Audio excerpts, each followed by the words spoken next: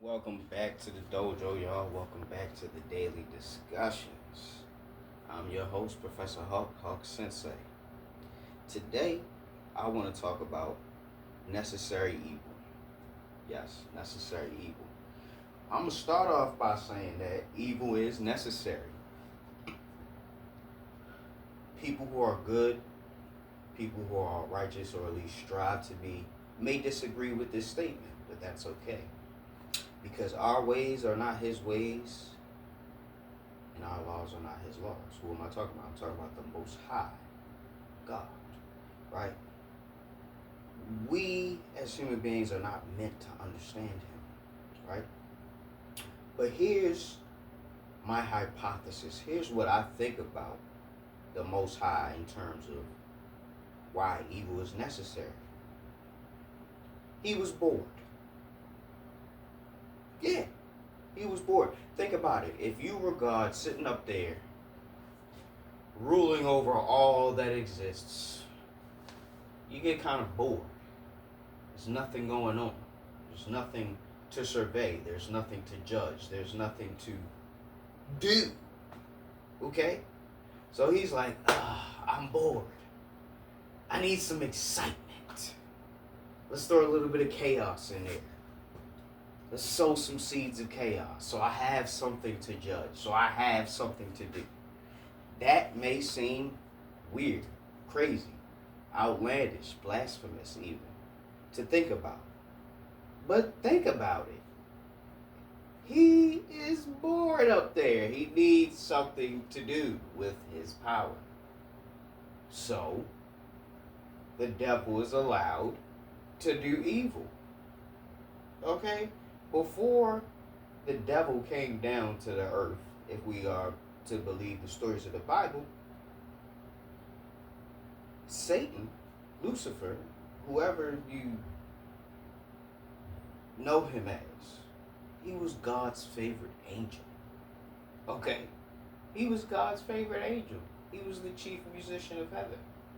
Okay? So,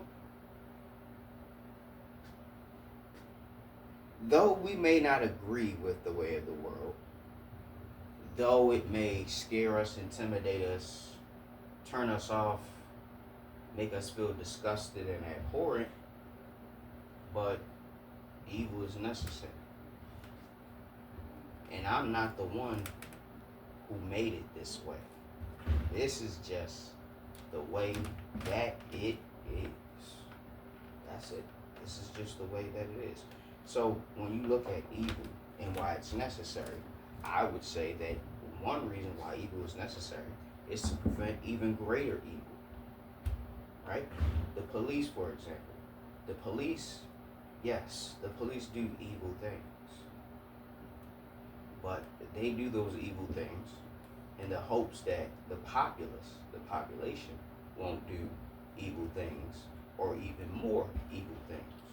So evil, in a sense of itself, is a deterrent to other evil, unless that evil is not regulated or checked. You know what I mean? When you get to a outlaw state, that's what happens when evil is allowed to run amok. You get nothing but chaos. Right? The philosophies of martial arts, they delve into the yin and the yang, which is positive and negative energy, right? One can't exist without the other. So if everything was evil, or if everything was good, we wouldn't know the difference between the two.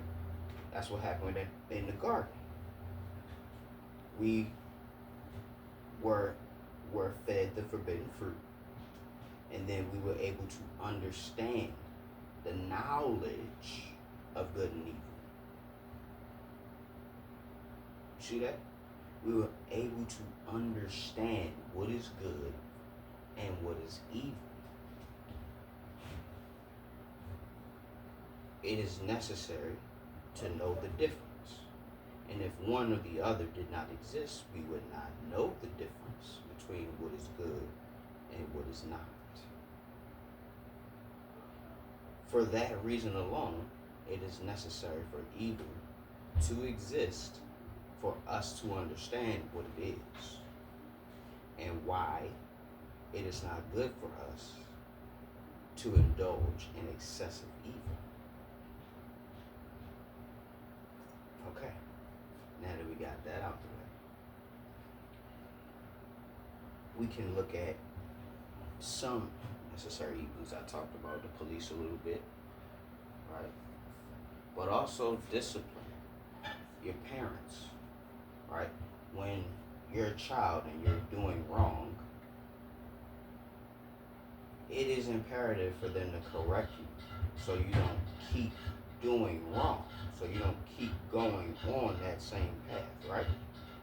So when you realize that it is necessary for children to be disciplined, you realize that you have to take on somewhat of an evil energy to prevent them from becoming evil. We have examples of people who lack discipline in society today. They call them Karens, right? They call them Karens, people who are entitled, believe that things are always supposed to go their way. Those people, whether they believe it or not, are evil. They're self-centered. Society is based upon the population and all of us working together in accordance to keep this thing going, to keep this thing running, right? Society and civilization provides a level of comfort that the wilderness will not, right? In the wilderness, you have to fend for yourself. In society, you are able to depend on systems, right? Systems that allow you some comfort, but at the same time, these systems require the sacrifice of your freedoms. You may not understand what I'm talking about, but look up the Patriot Act.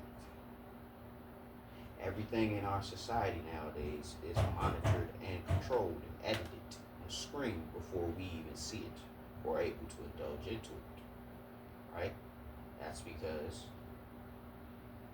there's certain things that the population at large does not need to know. It is necessary for certain information to never reach your ears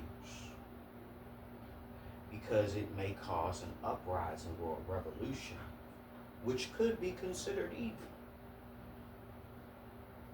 The atrocities of war, you could say, also are evil. You could argue war is necessary. You could argue that it isn't necessary. But the way that we are living in our society today is because of war. Most of the technology that we have comes from war. The advancements that we have in technology most often come from the necessities of war, wanting to gain the advantage over the opposition. But ultimately, there's really no winners in war because there's always a loss of life. There's always mass destruction to vegetation, land, infrastructure, all types of stuff, right? And then war isn't free. It costs money. All those ammunition and bombs and whatever, all that stuff costs money to manufacture, right? But our government and politics would argue that war is a necessary evil. You probably wouldn't have your iPhone or your Samsung, whatever it is that you use to call people on. You probably wouldn't have these devices if war didn't exist. You know what I mean? The society that we live in is fueled by war and conquest. If you like the way that you live in this day and age, then you agree that war is necessary. Whether you say it outright or not, whether you contribute to the system or you depend on it, whatever it is, it all boils down to the same thing because this is a very wicked and evil society. the taxing of people who work every day, you could also argue is a necessary evil. Because it goes to the police, it goes to the fire department, it goes to the building of bridges and roads and stuff. You know what I mean?